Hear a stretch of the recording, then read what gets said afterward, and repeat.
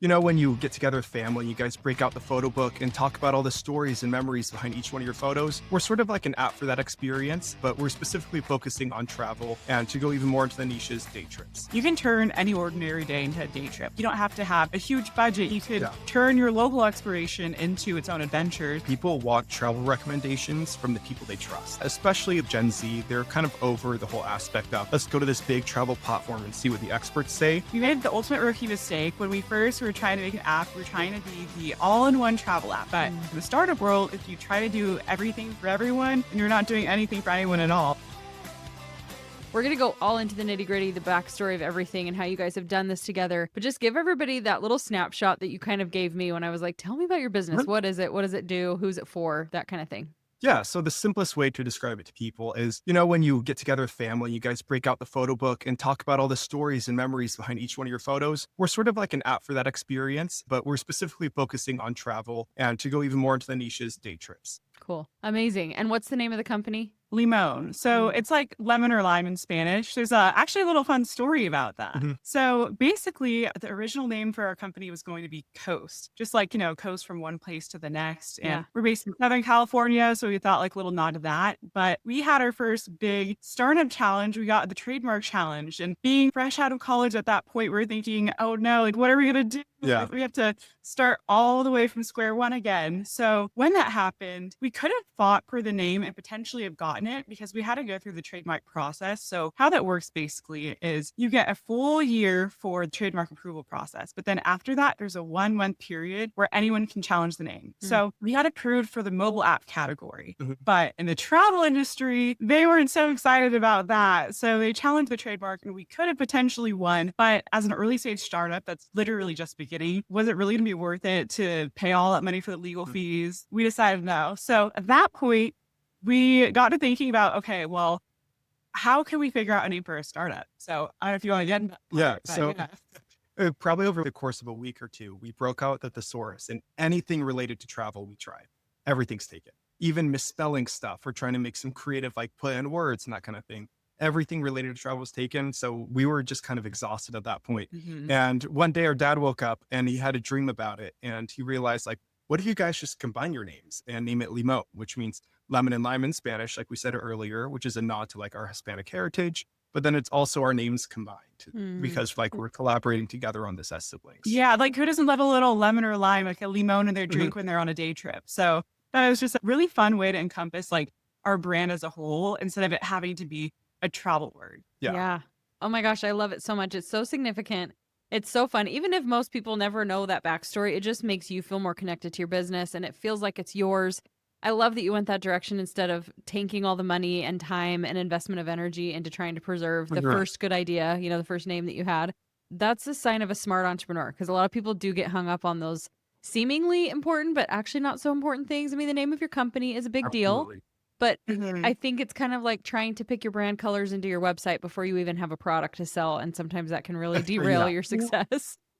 Yeah, you got to choose your battles, especially early on. Yeah. So you guys were pretty fresh out of college, you said. Are you guys twins or were you like, what's the age difference with you? Okay.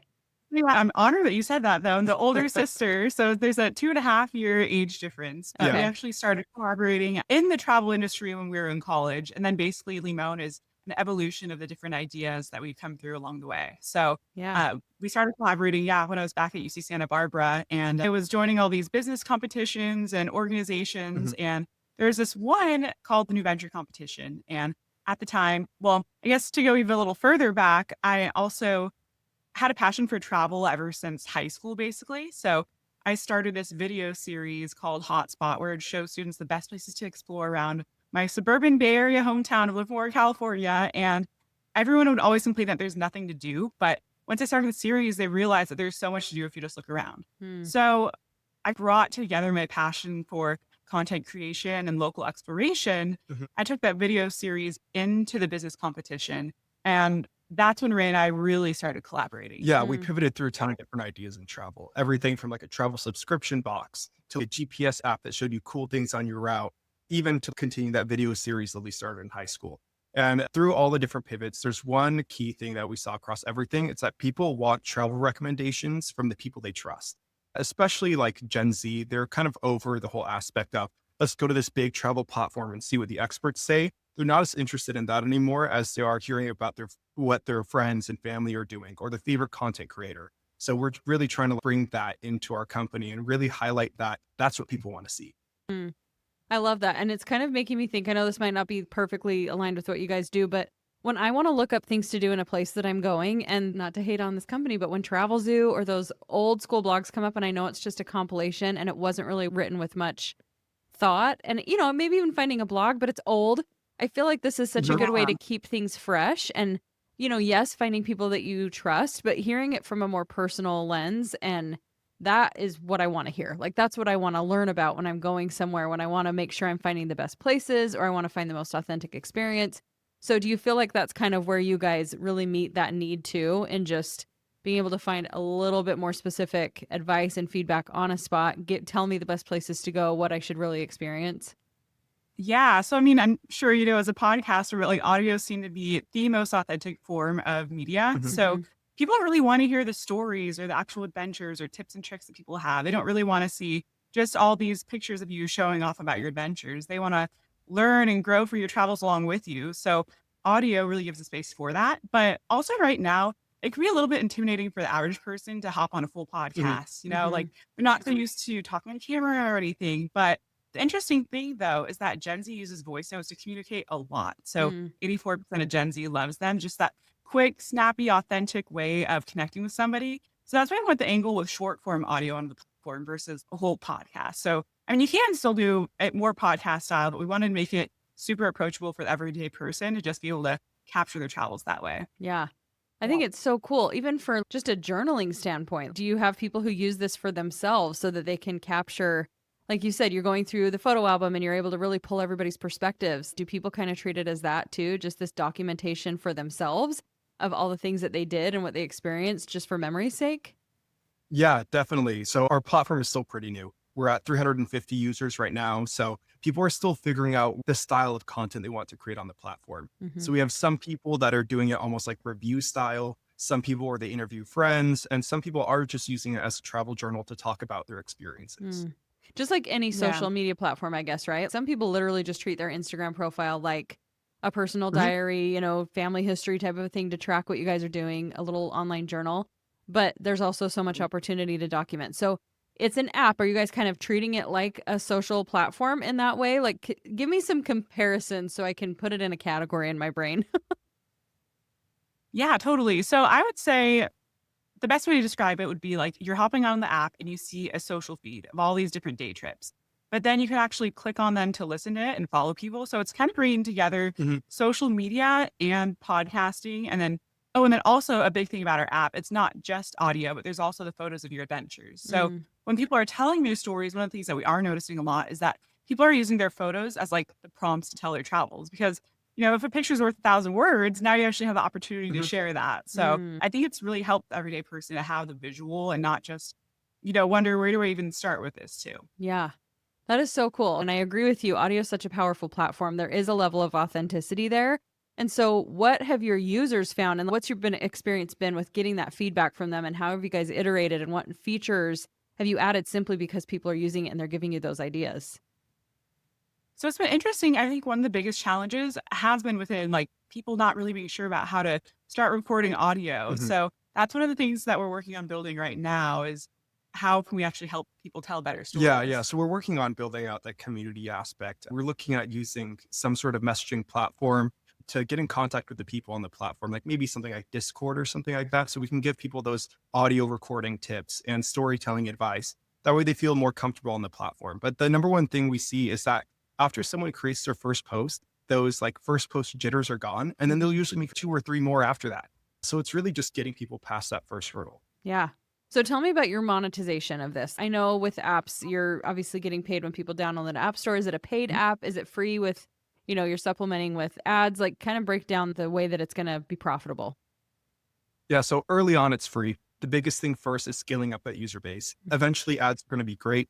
But with a small user base, it's like ads aren't even really worth the trouble at this point. We've talked with a couple mentors and investors before, and they all seem to be on the same consensus that build that community first, show you can build that traction, and then you can start running advertisements and that kind of stuff. Another thing we're looking at is with the storytelling advice, we want to make like an AI companion that's going to help you write out your stories and come up with a good narrative. And that would be like a tool that we monetize on the platform as well. Okay. So with you guys building this, are you bootstrapping it? Like, how did you get it launched, and what is that looking like to fund, and how, like, where is this fitting in your personal lives and being able to build this as you guys are, young adults still building your personal lives? Yeah. So it's been interesting because we've gone through the different phases of building this all up. So we did an initial friends and family round of funding. So just to get the app developed and the early company information and all of that. And then over the summer, actually, we got this really cool opportunity to pitch on this crowdfunding TV show called Go Fund Yourself. So that really kickstarted our crowdfunding round.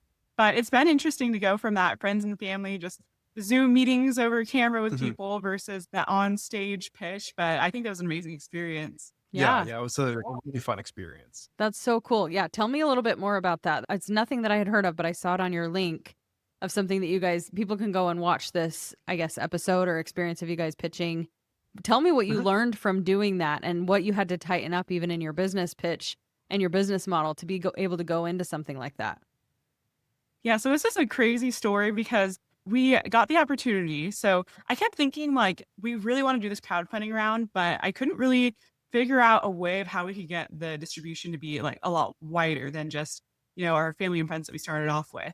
So then it was really interesting because I have this dream of the first day of school and you're trying to find your classes, but you can't find it out. And it just in my head, I was thinking, like, that's kind of where I was with this crowdfunding round. It's like, I'm ready to go. We have the pitch deck. We have it all ready, but how are we going to really push it out there?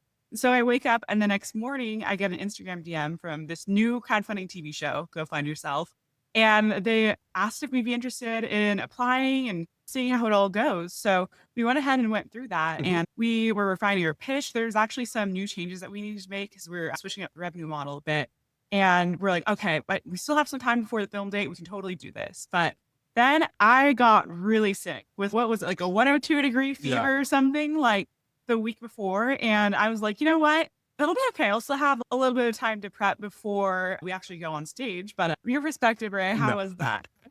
Lily was sick up until the night before we had to go on TV. Oh my gosh. She was like asleep the majority of the day, just trying to get as much rest as possible. So I was like, I need to be prepared to do this alone if I have to. So I practiced the pitch deck front to back, all of my slides on top of Lily's. And, I had it dialed. I was ready to go. And then late at night, the night before, Lily finally felt up to it. So we tried practicing. And her first couple of takes, we were on the very first slide and she was like, hi, my name is, and she couldn't even get out her own name. And I was like, oh no, this is not going to be good. So we did a few takes and she just couldn't get through it. And then she was like, you know what? Give me like 15 minutes. I'm going to go into my room, look over the slides, mentally prepare, and come back out and we're going to try again. So like 15, 20 minutes later, we do that. She's able to get through the pitch once, twice, 3 times. And we're like, okay, we got our confidence now. You know what? We were talking about it. We're like, you know what, Lily, if you ever have any problems during the pitch, our deck is going to be right behind you on the screen. You can just turn back and read off of it if you have to. The nice thing about it is that it's a live recording, but not like a live show. So if we need to redo a section, they're okay with that. They're able to allow us to do multiple takes of the same part. So we're like, just read from the pitch deck if you have to. That's totally fine, as long as we get through this. So then the day of, we get there, they take Lily into glam, doing all of her makeup and stuff like that. And they call us up. And as we're going up, I'm like, hey, so are we going to have a clicker to go through our slides? Or do you guys handle that for us? And they just looked at me like I was crazy. And they're like, what do you mean? Like, we have some assets we're going to display behind you guys, like your logo and stuff like that. You guys aren't going to have a pitch deck behind you. So that was like seconds before we're stepping on stage. And we're like, oh, we have to do this from memory now. Yeah. And I was just like, it's very interesting because this was a good lesson to Ray and I to think more like each other. So I'm always a person that's very planned, very organized. Like I got the pitch deck down to a T. I'll practice it. And then Ray, you're always really good on the fly, and spontaneously and all of that. But this is a lesson for us. Ray had to go the extra mile in preparation to have to practice the whole pitch deck in case I couldn't. And then I had to really trust that I know my business and that I can confidently speak about it and not do this over preparation for it. So I was just like, you know what? We won't have the slides, but I know Limon. I know what we want to do here today. So let's just get after it. And then, we went up there and definitely felt the nerves, but I think just starting to talk through the business and the pitch and everything is just kept getting like better and better throughout the pitch. All the memories were starting to come back of it. And I was like, okay, like we can do this. Yeah. But yeah, how'd you feel, Ray? Oh, even though it was practice, it was so nerve wracking. It was my first time being up there on TV or in front of any like professional studio. So after we're done recording, I thought we were going to watch back the film and you would see me like visibly shaking on camera. But luckily, by the time we watched the film back, it turned out a lot better than we expected. We looked confident. We sounded like, well, not sound like, we do know our business, right? So we're just glad that how we felt really came across on camera. Totally. Yeah. Well, I'm glad it wasn't a literal fever dream because it probably felt like it was going to be the night before when you can't even remember your own name.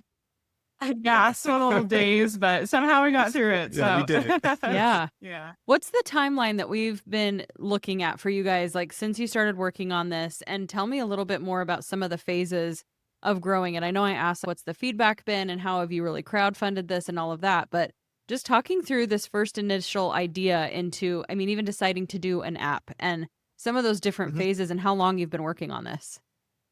Yeah. So in the travel industry as a whole, so like back to that original video series, back in high school, that video series was like 10 years ago. And then going into actually thinking about it as a business, that was more like 5 years ago. So that's when we joined the competition. But really working on this specific audio travel app has been like a bit over a year and a half now. So that's when we really lasered in or just focused in on this audio component because we had to go through some trials and tribulations. So we made the ultimate rookie mistake when we first were trying to make an app. We were trying to be the all-in-one travel app. We wanted to be the one place for everyone to do everything. But the biggest mistake in the startup world is if you try to do everything for everyone, then you're not doing anything for anyone at all. Like the app itself, it wasn't working quite right because we had to start with the MVP. So people that don't know, that stands for minimum viable product. So what's the most basic version of your app you can start with? And then you can add layer upon layer onto it. So trying to be at least the all-in-one app, we didn't really have one unique thing that stood out for us. So we decided, okay, let's take a step back and think about how we can do something in the travel industry differently that's still true to the core of what Limon is, like wanting to help people find those places to explore and people that they actually know or trust. But what's a unique approach that we could do now? But Ray, I think you're pretty pivotal in coming up with the audio idea. So. Yeah. So we were thinking about it and it's like, if we do video content, we're competing with TikTok, YouTube, Instagram Reels. That's a really tough market. And if we do the text route, then we have things like X and Instagram and like those other platforms. But a space where there's not too much going on right now besides podcasting is the audio industry. And, there's some great things about podcasting for travel. It allows you to talk about your full trip and the entire thing. But if you're trying to plan your own trip off of travel podcasts, sometimes it's hard to just find those quick little snippets that you want to help build your own trip. So we like the idea of doing short form travel through audio, because if I want to look at, let's say, San Diego, for example, I could type in San Diego and see just the trips in that location. Whereas if I look at a full travel podcast, maybe it's their entire Southern California trip. And there's only like a 10-minute segment about San Diego and their hour-long plus podcast. So really, it's like we like short form because of the quick searchability and the educational aspect that you can listen to these quick sound bites to really get what you're looking for. Yeah. And now that we had one unique thing that we're going to be doing within the travel industry, just even talking with people like about the pitch deck, whether it be users of our app or creators that we're talking to or investors, we could just see the light bulb was going off in people's heads now. Like, oh, I get it. Like I can see the vision with this versus trying to be everything for everyone. So that's when we really were like, all right, I think this is a good path that we can go down and really pursue this. So yeah, I think the audio move was the best choice that we've made. Definitely. Yeah. It definitely grabs people's attention because it's something like more unique. Yeah. How hard was that? Because I feel like I've talked to a lot of entrepreneurs. I'm an entrepreneur, and I know sometimes that is one of the most challenging things is to step back, parse it down, and find that minimum viable product, that one thing that's going to set you apart, because you're such a visionary and you see what it can become. And that's why we want to build the entire thing all at once, because we're like, I wish I had a product that could do this and this and this and this, and we need it all. And if we leave anything out, then they won't have the full user experience. But then we do hit this point where we recognize, because you get really specific, you can actually create such a cool, impactful experience that you couldn't do if you tried to have all those bells and whistles at first. So for you guys, did you have enough of a background of understanding with entrepreneurship that you saw this is just part of the process? Did it feel really emotional for you, or do you feel like you've been pretty good at coming in and just making the logical choices? Well, it did take a lot. We were in a couple business competitions and we had advisors that helped guide us to this point. But the big thing was just finding that one problem. And the common thread we saw between everything that we've done and pivoted since Lily did her series in high school to the couple of travel ideas we pivoted through in the past is that we really want to help people find travel inspiration from the people that they trust. And really just honing in on that aspect was the thing that really helped us get there. One of the problems with not being able to find that travel content is that not everyone is a content creator. For example, video content, super engaging. It's great. I mean, everyone has seen how successful short form video has been. The problem is not everybody is comfortable putting themselves on camera and recording themselves live. So that's why we went the audio aspect. It's because it's a lot more accessible. People already talk to each other day to day. It's just recording yourself chatting for just a couple minutes. Yeah. So it really allows more people to just start to get their feet wet with the whole content creation side of things. And it's easier to latch on to something when you're excited about it and you see that it really does solve a problem and it's not something you're having to go without. It's literally something that enhances what you're trying to do, which I think if people who are building things can lean into that and say, like you mentioned, if you try to do something that helps everyone do everything, you're going to help nobody do anything at all. And it's a tough pill to swallow. But I think once you really can wrap your mind around it, you see, oh my gosh, we're actually able to make some traction with this. It's easier for us to share our vision with people. They want to jump into this. Like, I'm excited hearing about it. I really, really am. And something else you guys got really specific on too that you mentioned is day trips specifically. So tell me even how that enhances just the specificity of the app and why day trips. I mean, I can already kind of have an inkling, but I want to hear it from you guys. Yeah. So because the video series started as local travel, I was this college student just staying within like the college area or high school, even just whatever's around me. I was always passionate about that side. And then when we're trying to be that all-in-one platform and everything, we're looking more at road trips. But then we realized with the road trips, people probably only take 1 or 2 road trips a year. It's not that frequent where they're going to want like a whole social platform hopping on it.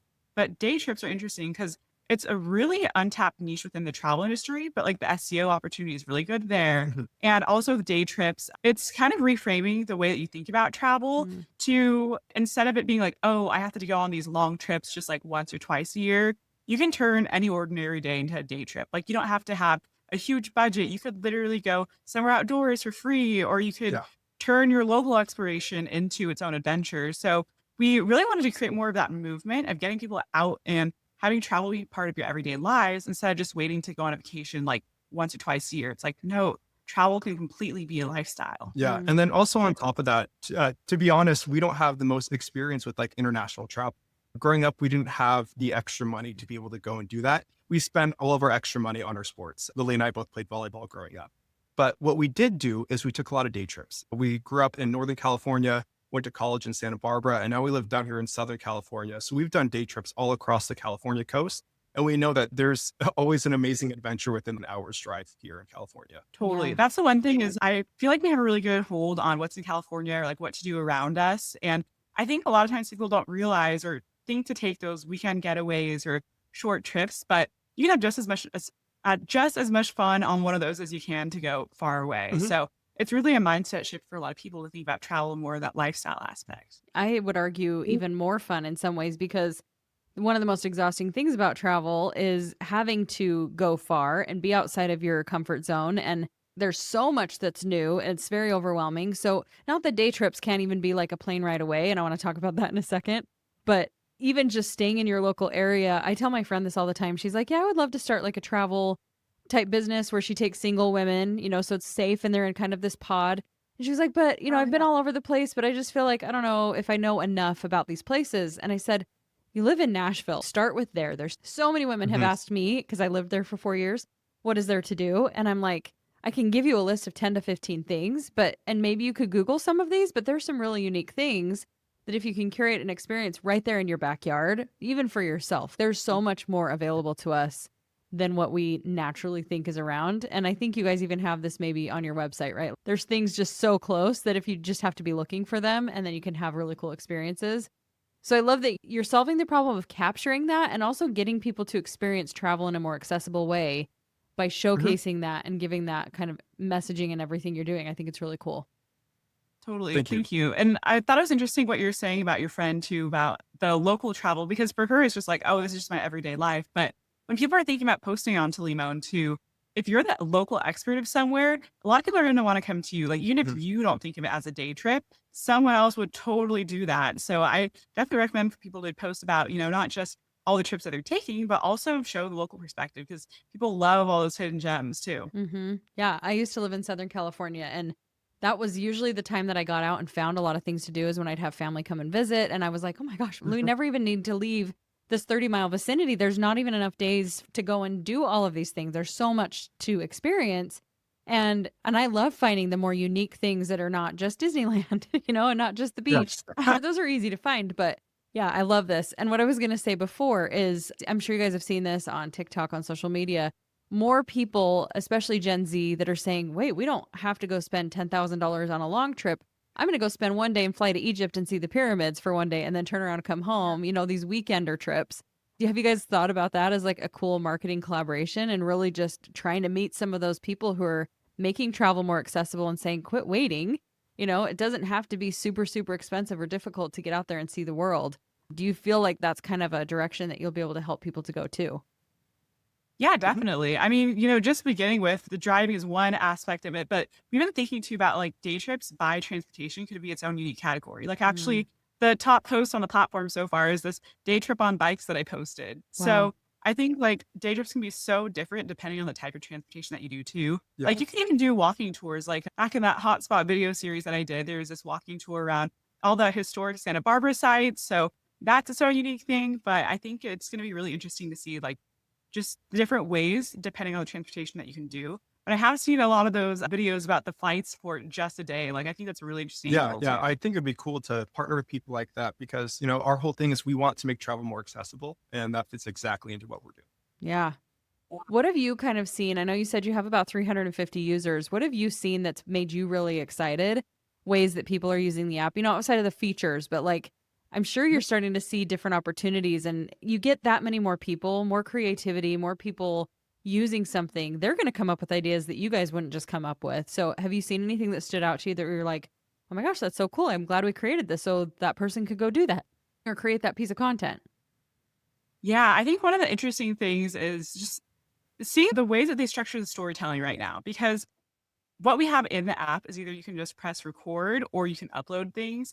So I think it's been interesting to see how some of the creators have weaved in like the storytelling, but then also giving the local recommendations along the way. Like, hey, here's what you can do, but also it attaches it to that personal experience where you feel like you're along with them. Because a lot of the times too, people want to listen to this when they're on the go. So maybe they're driving to the destination, or maybe they're just taking a walk that day. But something cool about audio is that it makes the mind more imaginative, so they can really imagine themselves doing these experiences that the speakers are talking about in the posts.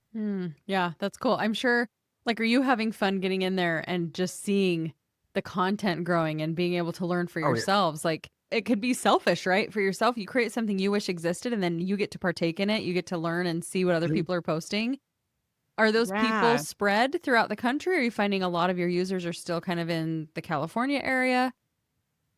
Yeah, it's definitely spread. So I think the interesting thing too is we went in thinking about day trips, but the way that people are actually using it, they're using it for all kinds of travel. So we'll have some of our user base that maybe initially started in California, and some of them are going to Seattle or Austin, Texas, and all that, and posting about their trips there. We even have one of our interns, actually, she took a whole international trip and was posting about that on the platform too. So the other thing that's interesting about day trips is that it's basically the smallest building block of travel. So, for example, if you are going on a weekend getaway, a lot of times we'll see people break it down into 2 posts that they do on Limon. Or if you're going all over, well, that's 20 posts that you could do, So it is cool to see that it's quickly starting to go in a lot of different places, not just California, but all over the world. Yeah.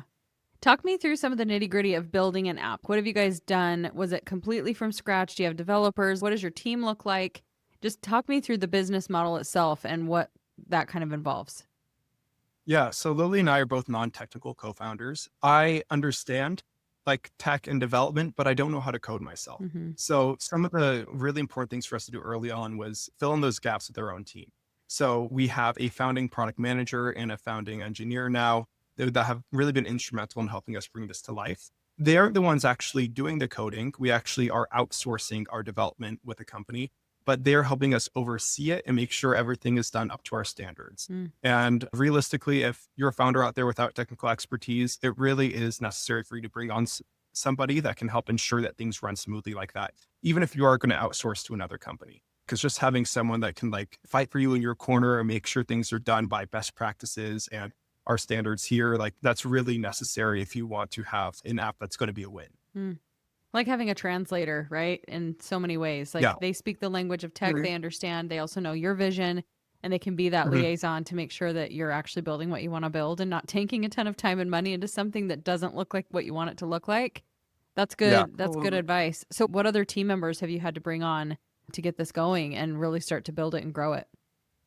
So one of the things that I just mentioned a little bit was about the marketing interns. So that's been key for us to get a lot of content onto the platform and then also help spread the word at different colleges too. So like what we have the interns do, half of the time we're working on social content, but the other half of the time we're having them build up their own Limon profiles. So that way there's always fresh new content coming from people that, colleges are where a lot of the trends happen. So it's always great to get that fresh perspective on travel too. And really excited now because we're starting to think of the ways that we can further push it out at the different universities. So I'm kind of pairing like right now, speaking engagements at colleges with popping up on campus. So it's been great to have that like in-person interaction with the students and starting to get connected to the different organizations there. And the first couple times that I've done this so far, I've released it as a learning opportunity. So now we're coming up with a plan that we could just start copy and pasting to a bunch of the different colleges. Yeah, the in-person speaking and booths are huge for us because, more than anything, people don't want to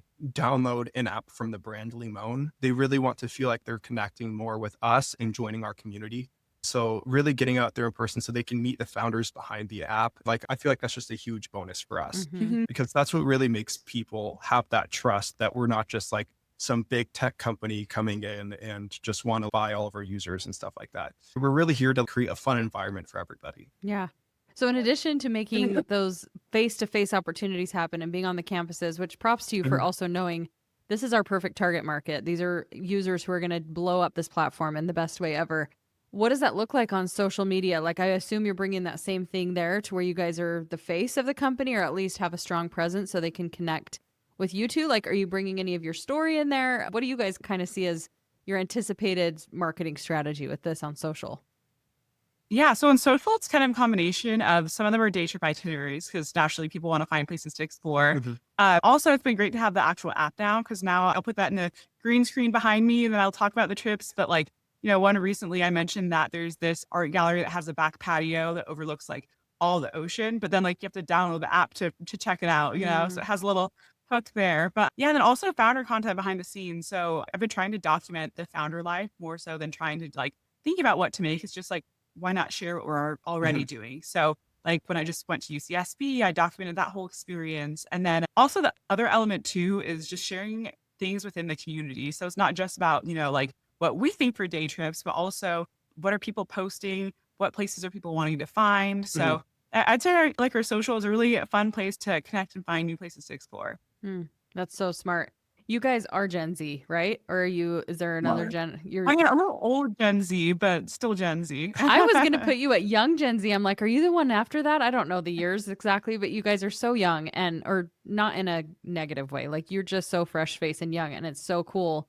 I look to you guys and I'm like, tell me what to do to be cool. Like you have this advantage of your generation really growing up in the advent of short form content. And so there's so much that you're going to be able to do because you're literally, those are your people, right? These are the people you're trying to sell to. You understand there's so many, I don't know if you've seen, this is kind of a side tangent, but Mr. Fantasy and Kevin James posing as like a side character. Like there's going to be such a cool wave of integrated marketing and promotion for things that are going to just feel like we're in the Matrix a little bit. Like, is this real? Do you know that you're positioning yourself as a character? And so I just think it's fun. You guys have such a cool opportunity to play with this and even come up with innovative, brand new ways to market something in a way that if you hired an old school marketing team, they wouldn't even know where to begin with that. So being young founders, you have a cool opportunity to also be young marketers who know your audience and how to really connect with them in very, very unique ways that a big tech company would have no clue how to do that. It's also the challenge though, because we have to try to create these ideas ourselves. Yeah. Like we've tried things that have just fallen flat. Like we created travel postcards that we tried handing out to people And unless you make them stand in front of you and download the app right there, the postcard ends up in the trash and don't install. Yeah. So it's a fun part, but it can also be a lot of work to see what is working, what's not going to work. Like, how can we reach these people that are like, in our target market? Yeah, kind of like the same mindset with starting a business in general. They always say fall in love with the problem that you're solving, not the solution, because solution's going to change. Obviously, like even within our own story, it changed from the all-in-one app to now finally this. But we've always had the same problem. And then same for marketing. It's like, okay, well, we know what the problem is, like, or how we want to get to these certain target markets, but the way and the approach that we do that might change. So, it makes it a lot easier to be like, okay, on to the next. When, like if the postcards don't work out, for example, it's like, well, we're on to the next thing. How can we best get there versus really being tied to like, oh, well, but this one approach is like having that more experimental process with it all and like testing things out. Yeah. How would you say you're balancing the time split between, because entrepreneurship is so tricky in those early years where you're still product development, your marketing, your sales, like you're doing so many different things. Where would you say the ratio is of what you're spending your time doing the most? I think it definitely helps that Ray and I do like very different sides of the business. So I spend time on all things like marketing, business strategy, and funding, and then Ray's more product and operations. But at the end of the day, you do have to pick one focus, your day especially, or like the bigger projects going on. So right now we're really focused on the growth side. So we're going all in on like how to best capture, these new users, make it exciting for them and really build that community from the ground up. And then Ray, I would say the product side is probably your big one right now. Yeah. I typically focus a lot on that, but with how much we're trying to grow the community right now, I would say community building is like both of our number one priorities right now. Yeah. So Lily's working more on like the social side of how we do it and how can we get the word out to people. And I've been working a lot lately on figuring out, okay, but how can we now foster that community once we find them on social media? Yeah. And that's why we're looking at using something like Discord or some other messaging service where we can have people there and help create that sense of community on our platform. Yeah, like basically I would say I'm the girl that's looking at the like the top of the funnel type of marketing, like getting all that awareness and PR and social media. And then Ray is starting to think about how can we create super fans and like get people really excited and build that deep community on our app. And then I'm more of like the let's get new eyes. So I think that also works as a really good balance within the marketing strategy too. I would say an important thing for any like small team starting off is you have to be able to trust your other team members to do their job. If Lily was worried about me doing my job and I was worried about her doing her job, we wouldn't be able to focus on our own tasks. You have to be able to take your hands off of some things and just trust that your team is going to do a great job at it. Yeah. It's pretty evident even from just talking to both of you on the podcast that you work really well as a team. There seems to be a really good energy between you two. Obviously, your siblings, this can go either way, right? We know this. I'm curious, like did you always know that you'd want to partner on something? Do you have other siblings? Is it just the two of you? And what has that looked like even coming into this and starting something together? Yeah, so we didn't always know that we wanted to team up for something. So it is just the two of us as siblings. But we didn't know for years that we wanted to collaborate because my entrepreneurial journey actually goes back to when I was 12 years old. I had this product called Catchy Cahoots. It's like a little cell phone charm to clip on and off your keys from your phone. And I went like solo to that one. But all the time, like racing my brother, like we still grew up together. Yeah. So he's always seeing entrepreneurship and I guess more so like not recognizing the fact that he's learning all these entrepreneurial lessons too. But in college, when we were both going to school in Santa Barbara, and I needed just some camera person for that little video series that I wanted to put together, that's when we actually started collaborating. Yeah. And we didn't anticipate either that this was going to end up being like a full-on business at the time. But then once I wanted to enter this business competition, because I was the one that was always just really focused on entrepreneurship, I knew I wanted to do entrepreneurship in some way. And then I was like, well, what if I took the video series that Ray and I are doing? Turns out we collaborate pretty well. Why don't we try to turn that into a business in some way? So it kind of was like, we've always known that we could work well. And like, he noticed it behind the scenes with the business and I was more like hands-on doing it. But in the end, we were like, hey, you know what? Why not just go into this business together? Yeah. It also helps that we always got along well. Yeah. I think part of it is growing up, we both played volleyball. So we're both team captains for our teams and both playing at high school. It was like, well, all the volleyball players know all the volleyball players. So when we would hang out with our friends, a lot of the times it would all be the same group. It's because she was a part of the girls team. I was part of the guys team. Freshman on varsity over here. Yeah. So it was like our friend groups naturally blended together while we're growing up because we had that commonality with sports. So we're used to being around each other and, being friendly with each other and just getting along well. Yeah. So Yeah. there's no doubt in our mind that we would be able to work together well. And the whole reason why we're working together still is because we know that we can trust each other no matter what happens. Because at the end of the day, like, even if one of us makes a mistake here or there, like, we're siblings, we're never going to be able to get rid of each other, even if we try, Yeah. Totally. I think also, speaking of the volleyball side, like having that athlete mindset of the team mentality and Mhm. like always working and improving on things, not taking it personal when like maybe you give someone constructive criticism or you're honest about things. And I think that's super important as a startup too, because things are always going to go wrong. Like they say, you're always putting fires out. So you Yeah. need to be able to adjust and keep going as you need to, basically. Yeah. Well, this is unsolicited advice, but I would say, like, just being on the other side of this from you guys, lean into that because it's so unique and it's so refreshing in an era where Yeah. it feels like partnerships are so hard. And I'm sure you've run into your roadblocks and I'm sure there will continue to be challenges, but it sounds like you have such a strong foundation of that trust. And I don't think people have to be siblings for this to work. So I think it's good to hear. It's refreshing to hear. But even more so, just like from a marketing standpoint, like, you guys are amazing. And it's so fun to see you play off of each other and have this shared vision. It's beautiful. And I think we don't see a lot of family unity anymore on social media either. So play to that because I think it's a strength of your brand and what you guys are building. And it's been so fun to get to know you a little bit. And it makes me want to connect with your product more, seeing what strong, cool people that you are behind the scenes. So keep doing what you're doing Thank you. because more podcasts you get on, the more people are going to fall in love with your product and fall in love with you. And it's just been so fun to hear what you guys are building. And I want you to have all of the massive success. I'm so excited to see where it goes. I'm excited to share it with the people that I know. Where's the best place for people to connect with each of you? Obviously, they can go to the website, but yeah, best resources, just shout those out. Yeah. So for me, I'd say either LinkedIn, Instagram, or TikTok. So my username for Instagram and TikTok is Lili, Lili _Montes, Montes. And then LinkedIn, yeah, you can just look me up, Lili Montes Limon. So how about you, Ray? For me, I would say Instagram would be the best place to reach me. On Instagram, my username is Ramon.805. You'll see tons of content there, both from the business side and from the sports side. I still compete in volleyball tournaments today. So, Cool. as well with some business related content, like I usually post some collaborations I have with some volleyball players. Awesome. You guys, it's been so fun to talk to you, hear about your business. So excited to go download the app. Thank you for everything that you've shared with our listeners today. It's been a pleasure to talk to you. Thank you so much for the opportunity. Yeah. It's been so fun. Thank you so much. It was really nice to meet you today.